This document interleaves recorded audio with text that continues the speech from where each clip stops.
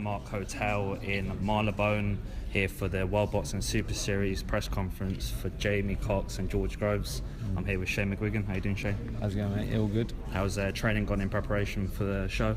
Yeah, very good. We're 6 weeks out on Saturday, so weight's good, looking good, sparring's going well, so all the usual stuff. But no, it's interesting because it's the first camp he's ever had as world champion.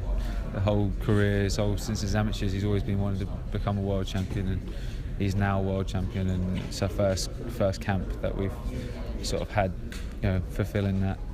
So yeah, it's going to be interesting. It's going to be an interesting fight. I think Jamie Cox is a good fighter. I think he's skillful, snappy puncher, hard puncher. He's only just moved up the sort of super middleweight, and it's going to be an interesting fight. Groves has challenged for a world title 4 times on the 4th attempt. He's challenged 3 times. He's won it on the 4th. Challenged 3 times, won it on the 4th. Do you feel your training style was the missing jigsaw to the puzzle? I think that would be a bit bumptious of me to say that. I feel like he experience, and obviously finding sort of strength in your corner, being able to relate to them and having faith in them. That's what maybe he was lacking in his previous attempts. So Jamie Cox hasn't really been given much credit going into the tournament. He's being tipped as possibly the dark horse of the tournament. What do you make of Jamie Cox as a fighter, all-round fighting game? Yeah, as I said, I think he's good. I remember when he won the Commonwealth Games in 2006 in Liverpool or something like that, and yeah, he was a light welterweight back then, always a hard puncher, fast, skillful. Went up, sort of turned pro, went up to light middleweight, then went off the radar for a little bit.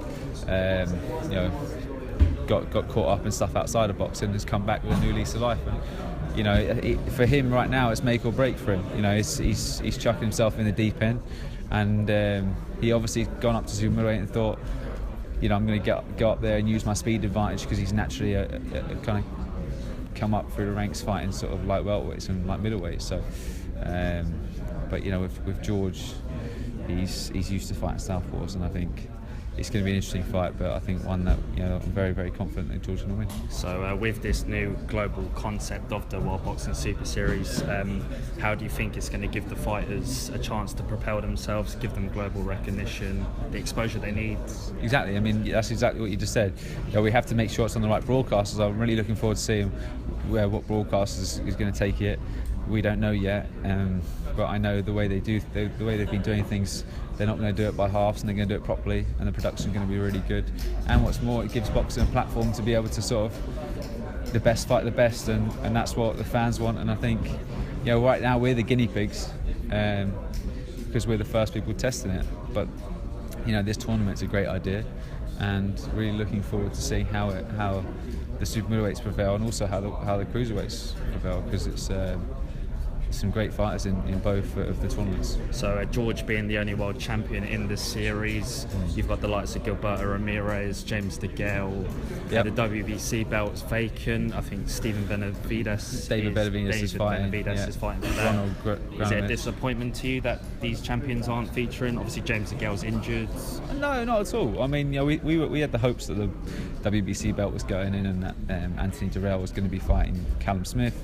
Then Durrell pulled out of it, and Callum Smith jumped into it, so he's still in the tournament. So look, belts at the same time. Now you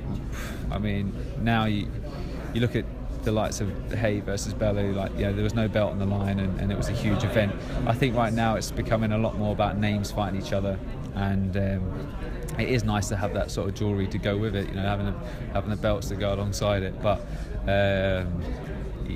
We're in here to sort of stamp our authority. I think whoever wins this tournament should be considered the best super middleweight in the world, and the only other argument you've really got for that is James DeGale. So if the winner fights James DeGale, then that will really be the unification fight. Benavidez is a great fighter, but he's unproven. He's got a pretty easy opponent against Ronald Graville, and Ramirez is kind of like off the radar. I don't know. He's going to. I think the WBO lost. I know, but I'm saying he's not fighting names. Yeah. He's just sort of fighting He's sort of random people, and he's not really looking to stamp his authority in the super middleweight division. He's been around for quite a while. So you won't obviously be overlooking Jamie Cox at all. No. Who do you feel is the biggest threat to George Groves in the tournament? Obviously, if he comes through this, he'll be fighting the winner of Chris Eubank Jr. and Yuri Yildirim. Yeah. So who do you think is the biggest threat in the division to George Groves? I think they're all equally as big of a threat. I think you got Callum Smith and Eubank Jr. Those are two great fighters that are in it, and that could be our path. I think Eubank's going to beat Yildirim, and Smith will probably meet in the finals. But every single one of them's a hard fight, and trust me, we are not underestimating Jamie Cox. He's a good fighter, and he is a big threat because he's fast and he can bang. So final prediction for fight night is, do you think George will make a statement again? I think George will knock him out. Okay, thanks very much, James. Cheers, top man.